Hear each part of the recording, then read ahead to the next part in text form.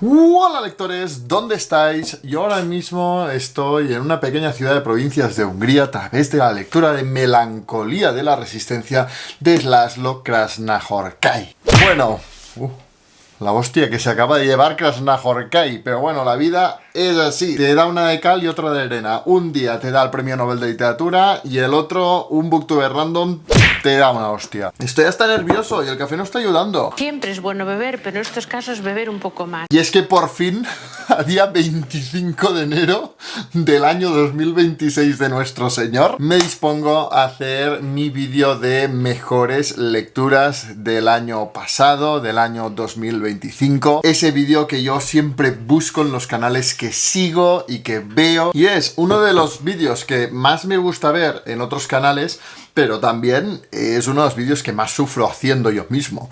De hecho, lo voy haciendo a lo largo de todo el año. Cada vez que leo un libro que me gusta, la pregunta que me ronda la cabeza es: ¿va a entrar en el top 10? Y si entra, ¿qué posición va a estar? Y a la hora de tomar la decisión y poner al fin un orden definitivo a las lecturas, muchas veces muy distintas entre ellas, pero que todas te han llegado, te han emocionado, te han cambiado como lector y como persona, pues bueno, un sufrimiento, pero un sufrimiento feliz. ¿Será que soy solo masoquista? Como Krasznahorkai.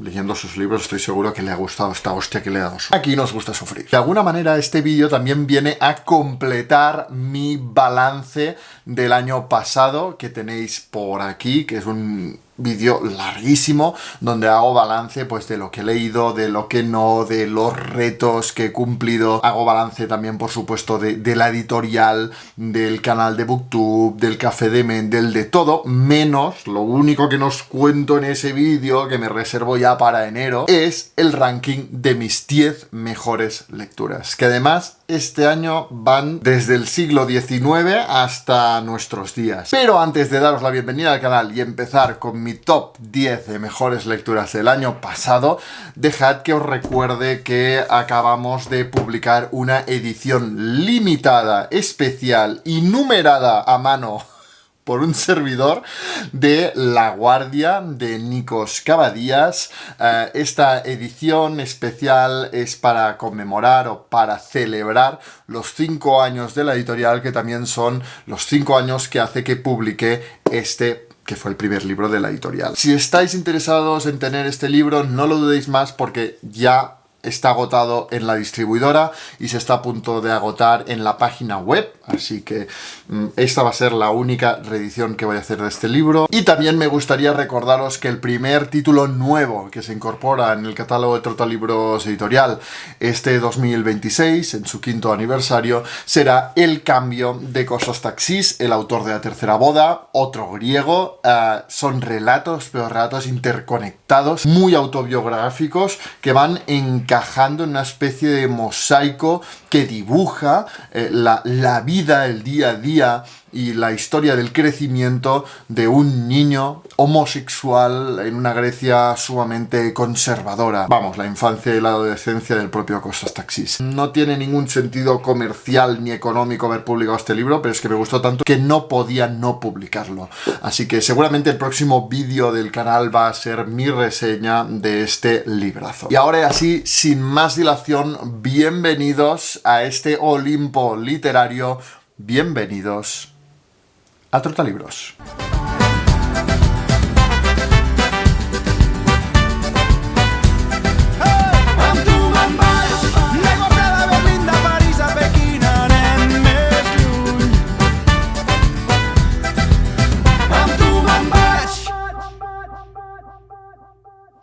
Antes de empezar con el ranking de mis mejores lecturas del año pasado, unos breves disclaimers que me veo obligado a hacer, porque luego, si no, sube el pan en los comentarios. El primero y el más importante es que esta es una lista subjetiva, o sea, es mi gusto, pero no solo mi gusto, es mi percepción subjetiva de estos libros. Yo no estoy haciendo un ranking de cuáles son objetivamente los mejores libros que he leído del peor al mejor, sino que el orden viene determinado en gran parte, si no exclusivamente, por mi percepción, por lo que sentí yo leyéndolos, y esto es que depende mucho de la personalidad de cada uno y también de mil circunstancias, como del momento en el que lees el libro, que aborde un tema que en ese momento a ti te interesa especialmente. Mil temas, o sea que no os piquéis de cómo has podido poner este por encima del otro, de tal. Es como a mi persona me ha llegado. Y en segundo lugar, como siempre, en mi ranking de mejores lecturas, yo excluyo completamente mis relecturas y los libros que leo para la editorial. Me saco el sombrero de editor y me pongo el del lector. Y ahora ya sí, hemos terminado la parte aburrida y empezamos con mi top de mejores lecturas, que como viene siendo tradición, empieza con una mención especial. Es una licencia que me permito para un libro que por alguna razón no encuentro su lugar en el top, pero para mí sería imperdonable que no estuviera, ¿no? Y este año la mención especial es para Notas de un hijo nativo de James Baldwin, en esta edición que tengo en catalán. En castellano de momento no está disponible. Ya sabéis cómo yo adoro James Baldwin, de hecho lo publico en catalán en Trotalibros Editorial. Es mi autor afroamericano favorito, mi gran descubrimiento junto a Toni Morrison y Chinua Achebe del Black History July, esta iniciativa que organizo para dar visibilidad a las voces negras en la literatura. Pero también es cierto que es un autor que yo había leído mucho más en su ficción, en su novelística, en sus relatos, y no tanto en su no ficción, en su ensayo social y político. Y esta es precisamente la razón por la que es una mención especial. A mí me cuesta muchísimo mezclar en un solo ranking ficción y no ficción. No sé comparar en una escala de gustos o de lo que me llega a transmitir un ensayo social junto a una novela. Me cuesta. Si bien es cierto que este libro, uno de los más conocidos de James Baldwin, publicado en 1955, justo cuando estaba empezando el movimiento por los derechos civiles en Estados Unidos, es una recopilación de ensayos que se mueven en esa frontera entre el ensayo y el texto autobiográfico y el relato. James Baldwin es así. Es hijo de predicador. Su padre y todos sus conocidos y toda su familia daban por hecho que sería predicador cuando era pequeño, y para mí es el gran representante de la intensidad de esos discursos religiosos llevados a la literatura. Leer a James Baldwin es que te apetece leerlo en voz alta. O sea, tiene una forma de apelar al corazón, de interpelarte, de hacerte reflexionar, de conmoverte a través de una narrativa, de una forma de expresarse que no le sobra ni una coma. O sea, es que todo te llega directo y sabe ser conciso en su mensaje, pero a la vez completamente efectivo. Escritos durante los años 40 y principios de los 50, los textos que componen Notas de un hijo nativo de James Baldwin se dividen en tres partes muy diferenciadas temáticamente. La primera es una serie de textos que reflexionan sobre el arte. Por ejemplo, el primer texto precisamente es una crítica demoledora de James Baldwin a la novela de Richard Wright, que de hecho le costó su amistad con Richard Wright. Pero también hay textos que comentan pues una película, cine, la música, el jazz, ¿no? Por supuesto, siendo James Baldwin, la crítica no se queda en la parte artística. James Baldwin atribuye un papel social o una oportunidad para reflexionar sobre la sociedad americana en cada uno de los artes, y relaciona muchísimo cada uno de esos libros, películas y canciones y música que comenta y analiza con la sociedad, con el mensaje, con la realidad, el día a día de las comunidades afroamericanas. El segundo bloque es el que yo personalmente disfruté más. Son el de los textos autobiográficos de su infancia, su adolescencia y sobre todo su relación con su padre. Y el último bloque es un bloque también de textos autobiográficos, pero sobre todo se enfocan en la experiencia de James Baldwin en Europa. A mí me impactó muchísimo el relato libro, el texto, donde narra su llegada a un pueblo de Suiza donde nunca habían visto un negro y cómo lo trataron, cómo lo miraban, cómo los niños no lo perseguían. Pero, como siempre, James Baldwin no se queda en la anécdota, sino que utiliza la anécdota para llevarlo a sus grandes temas, a sus grandes obsesiones, al tema del racismo. Para mí, la magia de James Baldwin no está solo en el qué, sino, como os lo he dicho, en el cómo. O sea, tiene una forma de contártelo que me tenía completamente hechizado. O sea, tengo todo este libro subrayado. Y no me alargo más porque solo es la mención especial y estoy aquí, bueno, contándoos todo el libro. En 10ª posición tenemos La isla de Arturo, de Elsa Morante. Publicada en 1957, esta suele ser la obra, la novela que se recomienda para empezar con la literatura de Elsa Morante, porque es una de las consideradas como sus 3 obras maestras, pero a diferencia de las otras 2, esta, pues mira, apenas llega a las 400 páginas, mientras que las otras rozan las 1000 páginas. Ya sabéis cómo la escritora italiana Elsa Morante me ha obsesionado a lo largo de este año pasado. He leído hasta 3 libros suyos. La isla de Arturo, es que imaginaros cómo va a ser este ranking de 10 mejores lecturas si en la posición número 10 está este librazo. Todo en este libro es bien. Si habéis disfrutado de libros como Buenos días, tristeza, de François Sagan, si habéis disfrutado de libros como Agostino, de Alberto Moravia, si habéis disfrutado de libros como Bello verano, de Cesare Pavese, no os podéis perder La isla Arturo. Está ambientada en la isla de Prócida, una pequeña isla cerca de Nápoles, que se retrata aquí como un paraíso aislado. Y todo Prócida conforma un mundo propio para el protagonista, el pequeño Arturo. El joven protagonista de esta novela no solo es huérfano de madre, sino que simplemente nunca ha conocido a una mujer. Ha crecido con los toscos cuidados de un criado y teniendo a su padre, a Wilhelm, totalmente idealizado. Para él, su padre es un dios, es un ídolo, es un héroe épico, ¿no? Y sus largas ausencias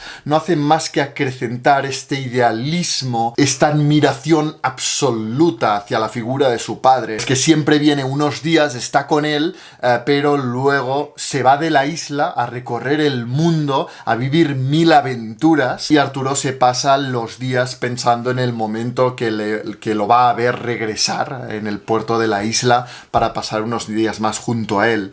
Y sueña también con el día que sea lo bastante mayor como para acompañarle en sus viajes, ¿no? Como para ser el compañero de aventuras de su admirado padre. Sin embargo, el mundo de Arturo se sacude cuando, en el regreso de uno de sus viajes, su padre vuelve acompañado con una mujer, su nueva esposa. La entrada de esta mujer en la casa, en ese antiguo convento, va a cambiar completamente no solo el día a día de Arturo, sino también su percepción del mundo, de la realidad y de la figura de su padre. Y es que La isla de Arturo, que por cierto ganó el premio Strega en el año 1957, es una novela que aborda el paso de la inocencia de la infancia a la vida adulta, el despertar del deseo y la pérdida del idealismo, como si de la caída de un diente de leche se tratara. Es la historia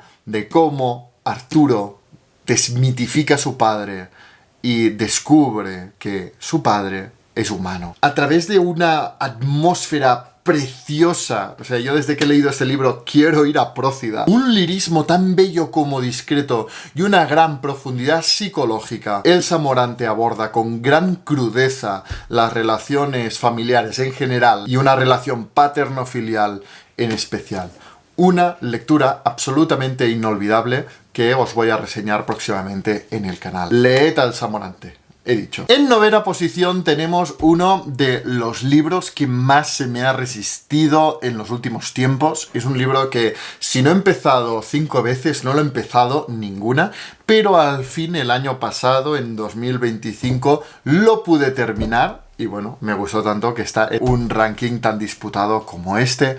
Y no es para otro libro que para Retrato de un artista adolescente de James Joyce. Si La isla de Arturo aborda la mitología de la infancia, Retrato del artista adolescente es la disección intelectual y espiritual de un joven que necesita deconstruirse y romper con todo para encontrarse a sí mismo y convertirse al fin en un artista. Seguramente este sea el libro más autobiográfico de James Joyce, y es que es fácil ver al mismo James Joyce retratado en la figura de Stephen Dedalus, su protagonista, y a priori, aunque es cierto que siempre se recomienda sus relatos en dublineses para entrar en la obra del escritor irlandés, recomendación que tiene todo el sentido del mundo, a mí, a priori, el libro que más me llamaba la atención y que me parecía perfecto para yo empezar con James Joyce era este, ¿no? Si en Ulises vemos todo ese experimento literario y en Dublineses relatos, pero con la intensidad y la densidad comprimida de un relato, una novela de formación no especialmente larga, me parecía como una forma muy asequible de empezar con esta obra, que además narra la historia de uno de los protagonistas del Ulises. La historia de Stephen Dedalus, un niño muy inteligente, brillante, que arrastra una serie de cargas familiares, sociales, espirituales y religiosas que tiene que ir superando para encontrar su camino. Es que básicamente esta es la premisa de la novela. ¿Qué pasa? Pues que en James Joyce todo es un experimento formal, todo es un experimento literario. Y sí, es cierto que es una novela de formación, pero el estilo está completamente sometido a tal formación. De forma que el flujo de conciencia a través del que se te narra la historia de Stephen Dedalus evoluciona junto a él. La historia, que empieza por su más tierna infancia, por sus primeros recuerdos, arranca con canciones infantiles, una prosa muy asequible, muy cercana, pero que también tiene su dificultad porque va a diferentes ideas, se distrae como se distrae un niño, y se va volviendo más compleja, más densa, más cargada de referencias a medida que crece el protagonista.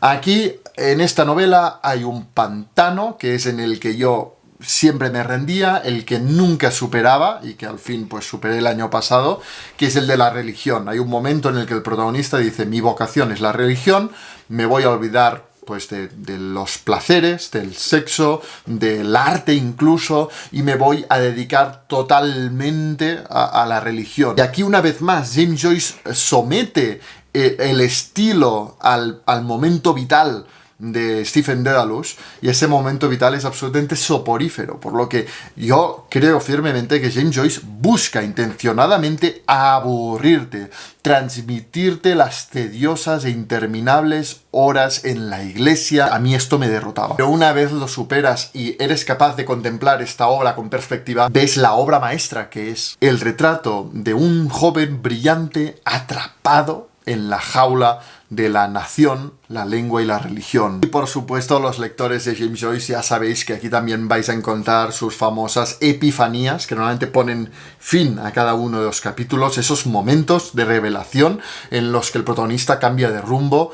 Yo nunca olvidaré la escena, lo genialmente narrado que está el momento de la visita del protagonista al director de la escuela. Es que eso ya es un relato formidable. En octava posición cambiamos completamente de tercio, porque es para De vidas ajenas de Emmanuel Carrère. Yo ya tengo la tradición de leer como mínimo un libro al año de este escritor francés de autoficción, donde mezcla temas que le interesan sobre la humanidad, sobre el mundo, sobre el alma humana, con su propia historia, su propia identidad, su propia persona. Tengo que reconocer que durante gran parte de mi lectura de esta novela, de Vidas ajenas, publicada por cierto en el año 2009, no tenía claro si me iba a gustar el experimento literario en el que consiste. Básicamente el lector se encontrará en este libro con dos grandes ejes narrativos sucesivos. El primero es el viaje que hace el autor junto a su mujer en un intento desesperado de salvar el matrimonio a Sri Lanka en 2004. Allí pues conocen a diferentes turistas, se están unos días allí y bueno, coincidieron con el trágico tsunami que arrasó, que devastó toda la costa de Sri Lanka en el año 2004. Y en esta tragedia humana, una familia de franceses que había conocido a Carrère y su mujer pierden a su hija. Y el tema es que el segundo eje narrativo aparentemente no tiene nada que ver con el primero. Se acaba este y Carrère empieza una historia completamente diferente que básicamente solo comparte con el eje narrativo anterior su presencia y el de su mujer. Es que en este segundo eje narrativo Carrère narra la historia de la enfermedad y la muerte de su cuñada, de la hermana de su mujer, Juliette, una jueza que a pesar de su enfermedad, toda la vida se superó profesionalmente, siendo además una jueza muy respetada y muy comprometida. Y sobre todo, pues se centra en la relación de su cuñada con un colega de profesión, con otro juez, con quien compartía no solo ese compromiso social y legal de juez, sino también la enfermedad. Claro, yo mientras leía, a mí, Emmanuel Carrère, la forma que tiene de narrar me llega muchísimo. Es que me pasa algo parecido a James Baldwin. Conecto con sus intereses, con su visión del mundo, con su sensibilidad de una forma muy especial.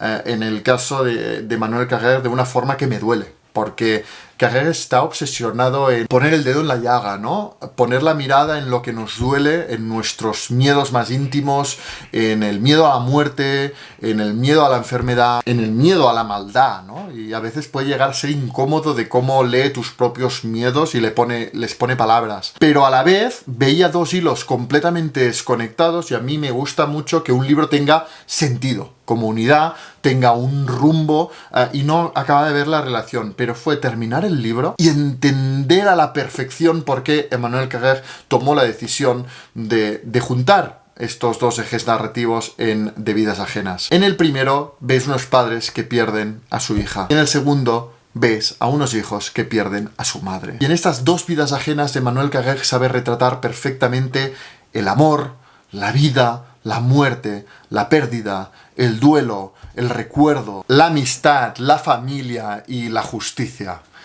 En definitiva, todo lo que importa. Cómo disfruté de Vidas ajenas. Y además es uno de estos libros que ha ido creciendo a medida que ha pasado el tiempo desde que lo leí. O sea, le he ido dando vueltas, lo he ido revisitando, releyendo partes que me impactaron especialmente. Leer a Emmanuel Carrère siempre es un acierto. La séptima posición es para Un hombre bueno es difícil de encontrar, de Flannery O'Connor, que yo he leído en esta edición en catalán que ha sacado la otra editorial. Creo que en castellano está dentro de un volumen de Lumen, que son los cuentos completos de Flannery O'Connor. Madre mía. Pero cómo nadie, estoy muy enfadado con todos vosotros, muy enfadado. ¿Cómo nadie me obligó en su momento a leer a Flannery O'Connor? O sea, sabéis perfectamente lo que me gustan autores como William Faulkner, como Carson McCullers. ¿Cómo? Nadie, sabiendo estos gustos míos, no me dijo, oye, ¿cómo no has leído a Flannery O'Connor? Ve ahora mismo a leer a Flannery O'Connor. Los relatos que conforman este libro son puro gótico sureño. Si habéis leído a Carson McCullers y os ha gustado, no podéis no leer a Flannery O'Connor. ¡Qué maravilla! ¡Qué maravilla! Es que, ¿qué os voy a contar? Es que al final los relatos cuesta mucho hablar de un libro de relatos y haceros una mínima trama, ¿no? Pero es que en estos relatos vais a encontrar gente miserable que se aprovecha de la gente inocente. Vais a adentraros en un mundo seco, árido, lleno de incomunicación y miseria moral, donde los sentimientos son ya no solo una vergüenza, sino una debilidad fatal. El estilo preciso de Flannery O'Connor retrata en estos relatos unos personajes grotescos, duros, áridos, pero en los que como en Carson McCullers, y esto quizá la acerca más a ella que a William Faulkner, se intuye cierta sensibilidad soterrada, cierta vulnerabilidad. Y a través de todos ellos aborda temas como el racismo, la pobreza, el analfabetismo y los prejuicios. En un mundo en el que incluso cuando no estalla la violencia, esta está latente, se nota en la tensión, en los movimientos, una violencia soterrada, subterránea, que comparten todas las historias. Bueno, mira, para que os hagáis una idea, yo siempre en los libros de relatos subrayo los títulos de los relatos que me alucinan para en un futuro, pues si quiero releer, encontrarlos enseguida. No sé si se aprecia, pero es que más de la mitad de los relatos están subrayados. Solo subrayo los relatos que me parecen magistrales. Cabe destacar el relato que da título al libro, Un hombre bueno es difícil de encontrar, en el que pues acompañamos a una familia que va junto a una abuela muy nostálgica de otros tiempos y de otros valores a un viaje de vacaciones, y en el viaje pues tiene un pequeño incidente que pone a la familia realmente en apuros. Es que no os puedo contar más, sé que es muy genérico, pero os destrozaría el relato. Y también el relato de El negro artificial, en el que un abuelo lleva a su nieto a la ciudad. El nieto nunca ha visto la ciudad y la tiene completamente idealizada, ha vivido siempre en el campo, en un pueblo, y para él la ciudad encarna la libertad, las posibilidades, la modernidad, y el abuelo, para hacerle ver la realidad, pues lo lleva a la ciudad y va narrando su visita allí. Dos relatos absolutamente increíbles. Pero es que todo este libro, por favor, léete a Flannery O'Connor. Yo ya estoy oficialmente obsesionado y es que no tengo ninguna duda de que este 2026 voy a seguir explorando su literatura. La sexta posición es para un libro que hacía muchísimo tiempo que tenía pendiente, y es que la reseña que hizo María de Cumbres Clásicas de Cañas y Barro, de Vicente Blasco Ibáñez, a mí me dejó con la boca abierta. Corrí a comprarme el libro, pero desde entonces lo tenía en mi estantería, lo iba dejando pasar, y este año 2025 mi visita a la Fira del Llibre a Valencia, pasé unos días en la ciudad de Valencia, fue la excusa perfecta para leer al fin uno de los más grandes escritores valencianos que ha habido, como es Vicente Blasco Ibáñez. Publicada en el año 1902, esta novela naturalista es una especie de tragedia griega ambientada en la Albufera, muy cerca de Valencia. En esta novela Blasco Ibáñez retrata las costumbres de un lugar, la Albufera, a través de la historia de un amor condenado al fracaso y a la más sangrienta de las tragedias, en una historia muy cruda y propiamente naturalista. O sea, Blasco Ibáñez fue nuestro Émile Zola. Y en sus obras, por supuesto, nos encontramos con el determinismo. El destino de sus personajes está determinado, por un lado, por la herencia, por la genética, y por el otro, por el lugar en el que nacen, por sus circunstancias. Aunque es una novela bastante coral, con bastantes personajes, si Cañas y Barro tiene algunos protagonistas, son los Paloma, una familia con 3 generaciones exclusivamente masculinas, porque las mujeres en esa familia no duran. En parte también por lo difícil que era vivir en la Albufera de la época, un lugar pues de cañas y barro realmente. Esta novela es difícil leerla sin sentirte sucio de barro, transmite también las enfermedades que existían. O sea, es también una denuncia social de cómo vivían entonces en aquel lugar. Pero en esta familia nos encontramos con 3 hombres que representan 3 generaciones. Por un lado nos encontramos con el abuelo Paloma, dado a la tradición que se resiste a los cambios que se avecinan y se producen en la Albufera. Él defiende el oficio del pescador y detesta cómo están desecando partes de la Albufera para cultivar cada vez más arroz, ¿no? En detrimento de lo que siempre se había hecho allí, que era la pesca. El padre, muy dado a la cultura del esfuerzo y del trabajo, dedica toda su vida precisamente a cultivar arroz, a hacerse con unas tierras y a prosperar a base de más y más esfuerzo. Y al fin el nieto del primero y el hijo del segundo, un hombre atractivo, pero que viene a representar en la historia la decadencia, el vicio y la falta de voluntad. Este libro sin duda también merece su reseña. Ahora mismo no os quiero contar mucho más de esta novela, seguramente le vaya a dedicar una reseña propia porque es un libro que me impactó tanto. La riqueza a la hora de narrar de Blasco Ibáñez, unido a un ritmo ideal que en ningún momento se me hizo pesado, que me atrapó desde la primera página, no podía parar de leer. Todos los personajes me interesaban, estaban sumamente bien caracterizados, pero seguramente también la razón por la que tiene esta sexta posición en un ranking tan exigente como este, porque de verdad que he tenido grandes lecturas este año y he dejado libros realmente inolvidables fuera de él, fue su final, su desenlace. Yo, desde que soy padre, hay cosas que me impactan y que me emocionan y que me rompen de una forma distinta a antes de ser padre. Y el desenlace de Cañas de Barro a mí me dejó completamente destrozado. Tuve que parar de leer, pero o sea, no estoy exagerando. Tuve que parar de leer de lo que me llegó a afectar la narración. Blasco Ibáñez tiene esa habilidad de, a través de una historia trepidante, unos personajes súper bien caracterizados, una atmósfera muy costumbrista que te transmite un paisaje, una forma de vivir, una forma de existir y una sociedad específica, emocionarte, atraparte y destrozarte. Y por esto está esta gran novela en esta sexta posición. Blasco Ibáñez seguramente también lo voy a leer este año porque, de verdad, yo no entiendo cómo no es más conocido. Yo tengo muchos deberes pendientes con la literatura española y Blasco Ibáñez es una demostración más de estos deberes que tengo. Si habéis disfrutado de autores como Emilia Pardo Bazán, Víctor Català o Émile Zola, no os podéis perder esta novela. Superamos el ecuador de este top 10 de mis mejores lecturas del año pasado con la quinta posición, que es para Escenarios, la última novela de Toni Sala. Bueno, este libro es que ya...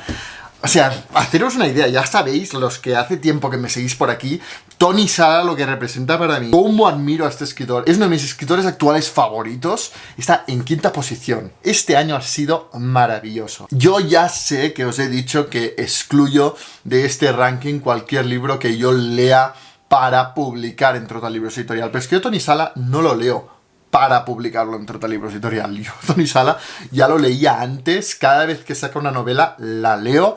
Tuve el honor de poder leer este libro cuando solo era un manuscrito. Madre mía, la crisis lectora y existencial en la que me dejó esta lectura. Escenarios y en general la trilogía del mal que empezó Toni Sala con Los chicos, siguió con Persecución y cierra con Escenarios. 3 obras autoconclusivas e independientes unidas por un eje temático y una serie de intereses. Esta es una de las obras más ambiciosas y crudas de la literatura contemporánea catalana. El protagonista de Escenarios es un conocido actor que tiene la costumbre de ensayar sus monólogos mientras hace kilómetros en coche.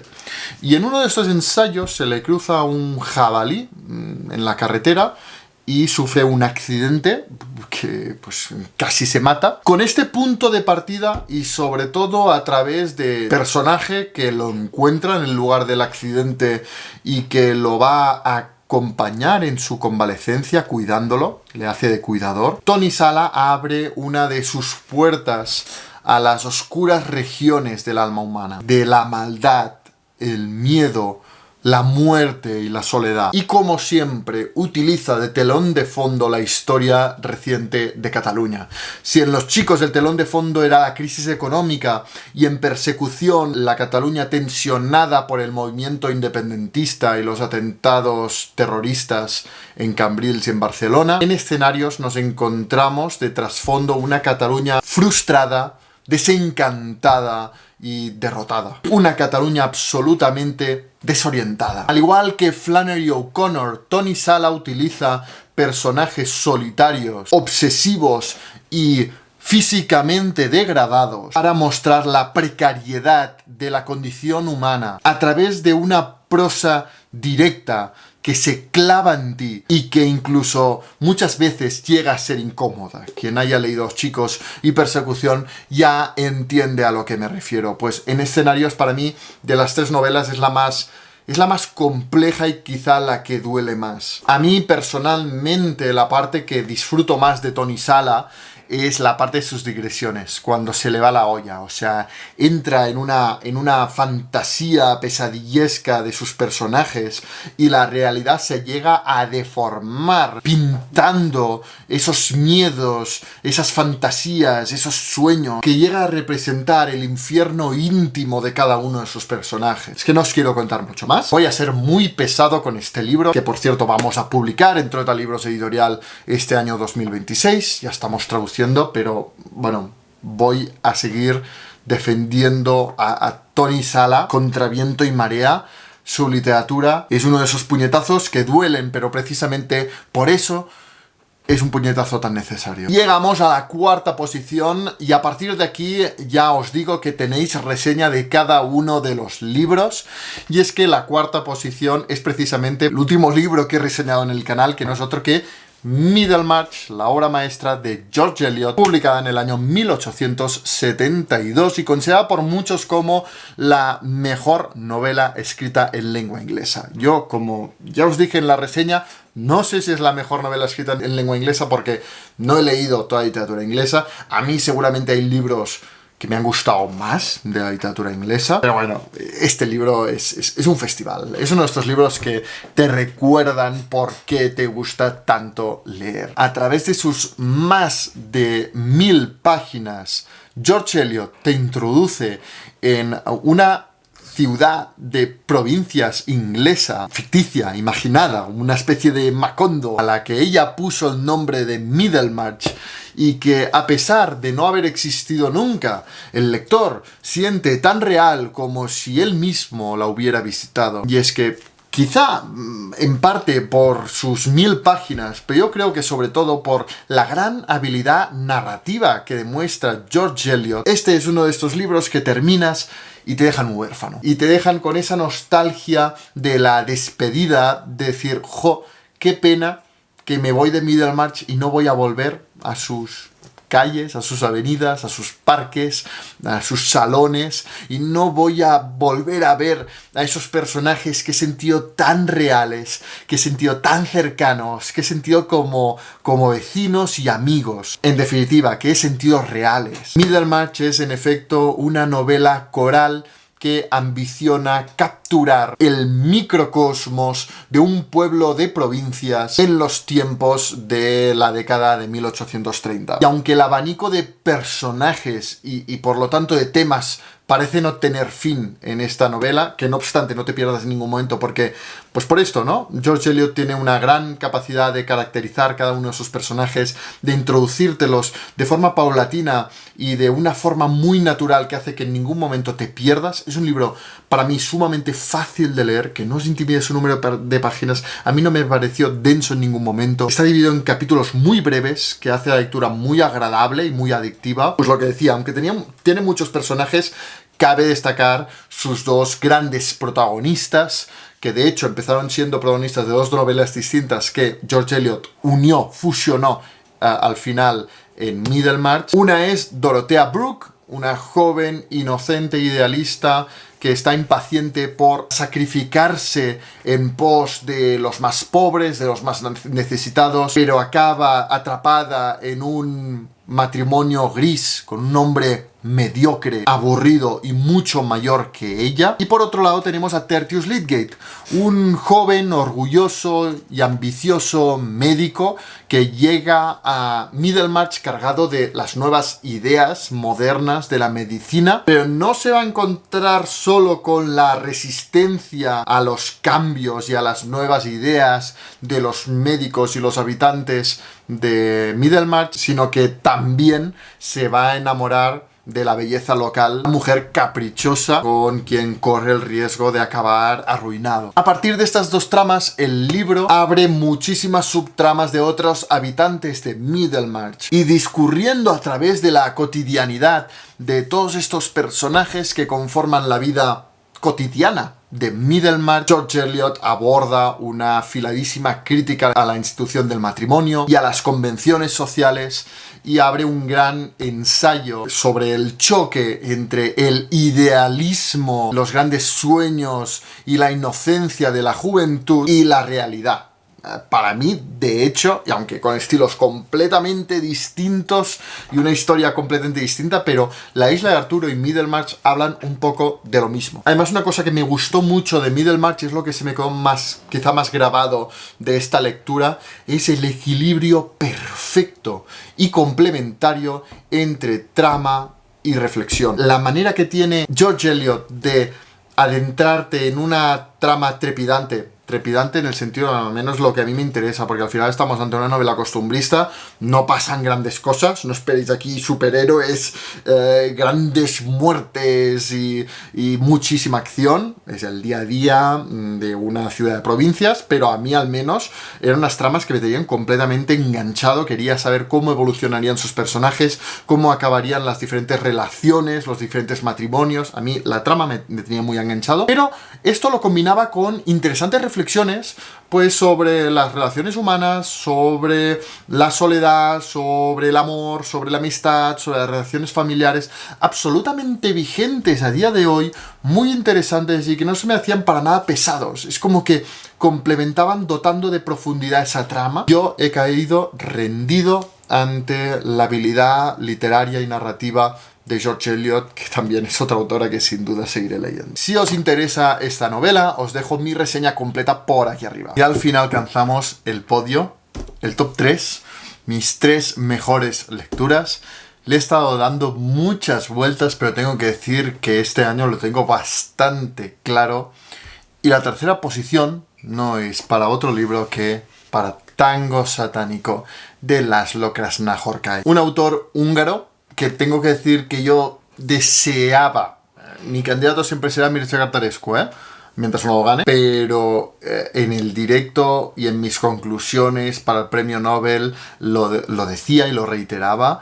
Me moría de ganas de que le dieran el premio Nobel de literatura, porque era la excusa, el empujón que necesitaba para seguir explorando su literatura. Y de toda su obra, Tango Satánico, por la atmósfera y la trama y lo que me prometía el libro, era el que me llamaba más la atención. Empecé por otro libro con este autor porque así me lo aconsejó José Carlos, pero el que me moría de ganas de leer era este. Y fue que le otorgaran el premio Nobel de Literatura y ponerme a leer el mismo día este libro, que me atrapó desde la primera página. ¡Qué librazo! Lo primero que llama la atención de esta lectura es su atmósfera. Una atmósfera decadente, apocalíptica, postsoviética. Esta lectura nos sitúa en una aislada comunidad rural en Hungría, asediada por el barro, la lluvia y el viento, que perdió casi toda la población al cerrar, al declararse en quiebra la cooperativa agrícola que se encontraba allí. Pero todavía quedan algunas personas que, con la vaga esperanza de que algún día vuelva el trabajo, la cooperativa y la prosperidad, esperan entre las ruinas, bebiendo, espiándose, rezando, acumulando rencor. Y así permanecen hasta que llega la noticia de que Iramias, al que daban por muerto, no solo está vivo, sino que además está a punto de volver. Todos tienen un recuerdo brillante de Iramias como un hombre, un líder nato, un carismático mesías que los representó a todos los trabajadores y les infundió esperanzas. Así que la reaparición de esta astuta personalidad, o la promesa de su reaparición, infunde esperanzas en toda la comunidad, catalizando así su desmoronamiento definitivo. Este libro tiene todo lo que me gusta. Una atmósfera de decadencia de un pueblo que me recuerda a Casas Muertas de Miguel Otero Silva o La hojarasca de Gabriel García Márquez, con un estilo de frases densas y larguísimas que no tienen fin, que transmiten opresión, incomodidad y desolación. Este libro me recordó a auténticas obras de arte como El castillo de Kafka o El villorrio de William Faulkner. O sea que a partir de aquí, ¿qué os voy a contar? Es que no me lo podía creer mientras lo leía. No me lo podía creer. Tango Satánico te regala una atmósfera increíble, unos personajes inolvidables, una estructura y un estilo inteligentísimos al servicio del mensaje que quiere transmitir, un simbolismo presente a lo largo de toda la novela y un posmodernismo con el que conecté muchísimo, lo que hace que esta historia te plantee más interrogantes que respuestas te va a dar, pero el viaje, la forma de acercarte a ese mundo y a esos personajes, a su desolación insuperable, me parecieron magistrales. Y por esto se lleva el bronce de un año con tan buenas lecturas como mi 2025. Y la medalla de plata, la segunda posición a la lista de mis 10 mejores lecturas del año pasado, se lo lleva un libro que para mí representaba todo un 8000 literario. Una de las obras más crípticas del boom latinoamericano que me atreví a leer porque lo hice de la mano de Marta de No Solo Clásicos, y no es otro que El obsceno pájaro de la noche del escritor chileno José Donoso. Publicada en el año 1970, es difícil, si no directamente imposible, tejer una sinopsis mínimamente congruente de la obra maestra de José Donoso. Porque de hecho no vais a encontrar aquí una novela congruente, tangible, clara, con una introducción, un nudo, un desenlace y una serie de temas que te plantea de forma transparente. Este no es el libro. Nos encontramos aquí con un verdadero experimento literario repleto de incógnitas que a veces llega a ser absolutamente delirante, pero que está tan bien escrito, que un poco como Tango Satánico, me da igual lo que me cuentes, me da igual incluso lo que me dejes de contar, porque lo haces tan bien que yo te agarro de la mano y te sigo, Donoso, hacia donde tú me digas. Sentí algo parecido con Hielo de Anna Kavan cuando lo leí por primera vez. Al principio la cabeza te lo intenta hacer cuadrar en la literatura que conoces, ¿no? Intentas alcanzar algo palpable, algo donde te puedas agarrar para saber dónde estás. Cuando al final acabas por comprender que no hay dónde agarrarse. Te tienes que dejar llevar. Normalmente se menciona una parte mínima, tan mínima que cuando lo lees te parece casi un engaño, una sinopsis así, ¿no?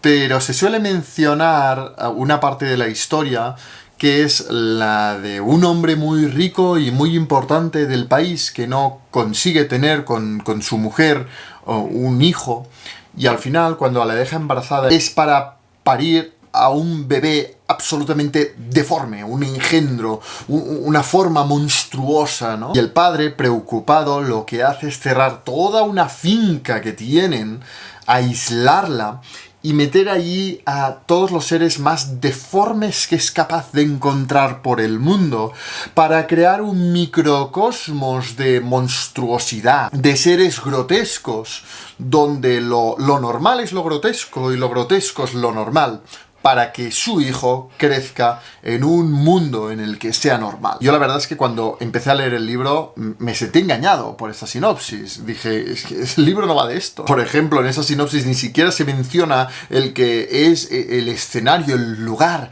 más importante de la novela, que es un antiguo convento donde conviven monjas, niñas huérfanas, viejas sirvientas y recuerdos. Este libro se encuadraría en lo que se conoce como gótico latinoamericano. Como en toda literatura de Donoso, los lugares son protagonistas absolutos más que los personajes. Los personajes, de hecho, se diluyen, son ambiguos. Una de los grandes obstáculos, de las grandes dificultades de esta novela es entender la identidad del narrador, de la voz narrativa, que constantemente se deforma, se diluye, se muta, convirtiéndose en un fascinante, perturbador y cambiante narrador poco fiable. Todo en esta novela, desde el estilo a la estructura, pasando por la historia, está distorsionado, es deforme, como el cuerpo, la anatomía de la mayoría de sus protagonistas. Se aborda lo monstruoso, lo decadente, lo grotesco, lo esperpéntico, a través de un lenguaje sumamente sensorial y evocador, flujo de conciencia perturbado y paranoico. Una absoluta obra maestra que me ha fascinado completamente. Tanto a Marta como a mí nos dejó sin palabras. Y por esto se queda con la segunda posición de este ranking. Y para terminar, en primera posición, sin duda alguna, la que fue mi mejor lectura del año pasado, tenemos Mentira y sortilegio de Elsa Morante. Madre mía, este libro.